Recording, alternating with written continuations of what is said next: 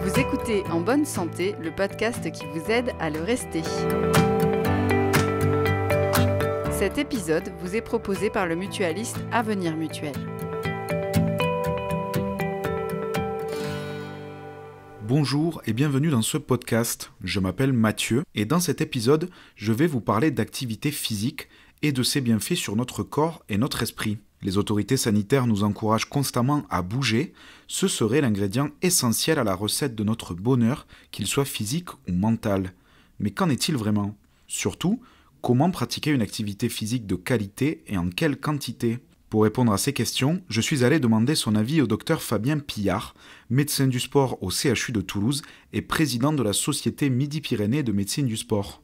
Selon lui, avoir une activité physique signifie augmenter sa dépense énergétique.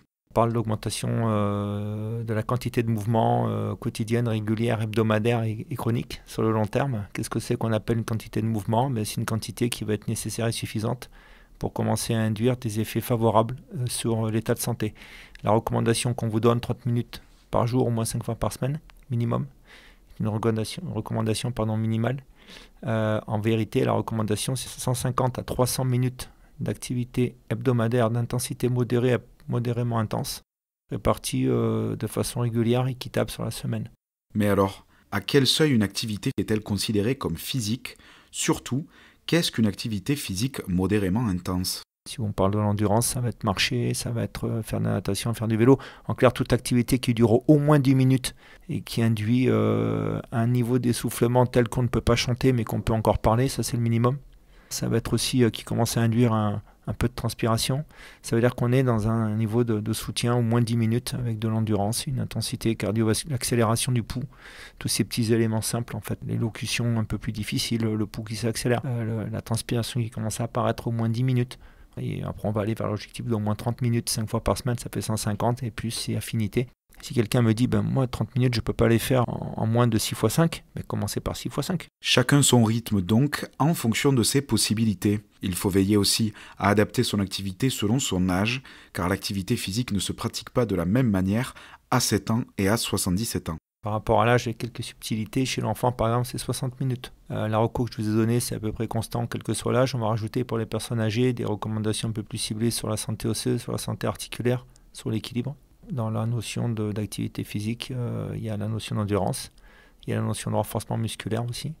Mais ce n'est pas du tout, on va dire, exclusif à la personne âgée. On peut aussi donner toutes ces recommandations en prévention à des personnes d'âge plus jeunes, parce que c'est aussi acte de prévention et certaines personnes ont aussi besoin de travailler un peu plus leur santé osseuse. Certaines personnes ont aussi besoin, en étant moins âgées, de travailler leur santé articulaire ou leur équilibre proprioceptif. Au-delà des bienfaits sur le corps, l'activité physique est aussi un puissant antidépresseur. En même temps qu'apparaissent transpiration et souffle court, se libèrent dans votre corps des endorphines et de la dopamine, des hormones naturelles liées au bonheur. Le résultat est une sensation de bien-être, parfois même une euphorie lorsque l'effort est prolongé. Et ces effets psychiques intéressent la médecine depuis déjà des décennies. Elle est réellement reconnue avec un niveau de preuve intéressant, très intéressant, comme acte thérapeutique pour pas mal de maladies, on va dire de la sphère psychologique, certaines maladies de la sphère psychiatrique, donc un peu plus lourdes. C'est aussi reconnu en prévention et probablement en prise en charge.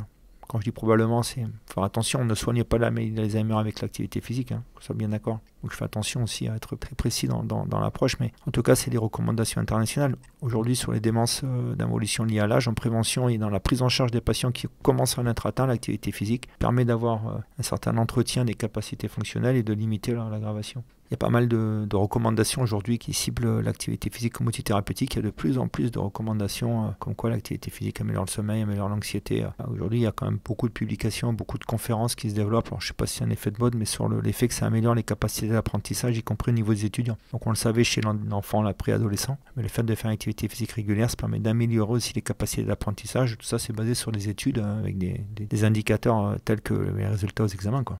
Que vous soyez retraité, au cœur de la vie active, étudiant ou encore à l'école, il est indispensable de marcher, courir ou pédaler, peu importe son rythme de vie et les contraintes du quotidien. Le docteur Pillard a d'ailleurs une métaphore bien à lui pour illustrer la meilleure manière de maintenir une activité physique sur le long terme.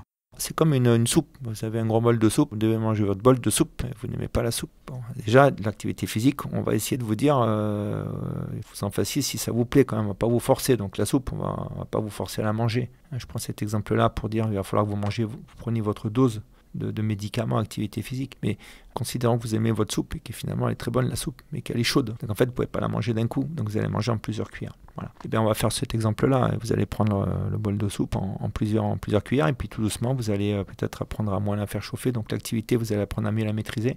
Ça sera moins compliqué, ça sera plus agréable, plus autonomisé. Concrètement, l'activité physique est un subtil mélange d'effort, de patience et de plaisir. La vérité, c'est régularité, progressivité, personnalisation, confort, plaisir. C'est ça la vérité du jeu, quoi. Le jeu, parce qu'il faut que ça reste quand même quelque chose d'assez ludique et quelque chose d'assez agréable. Mais il faut qu'il y ait une certaine, on va dire, qualité de pratique, de façon à ce qu'elle soit efficace, cette activité, et sécurisée sur la santé. Il vaut mieux faire 3 fois 10 minutes tous les 2 jours, temps régulier, que de faire une fois 45 minutes une journée, de plus pouvoir pendant 4 jours faire autre chose. Avec ces conseils, il ne vous reste plus qu'à vous lever, à trouver de petits moments pour se dégourdir les jambes et à découvrir le plaisir de s'aérer le corps et l'esprit. Vous venez d'écouter En bonne santé, un podcast du mutualiste Avenir Mutuel.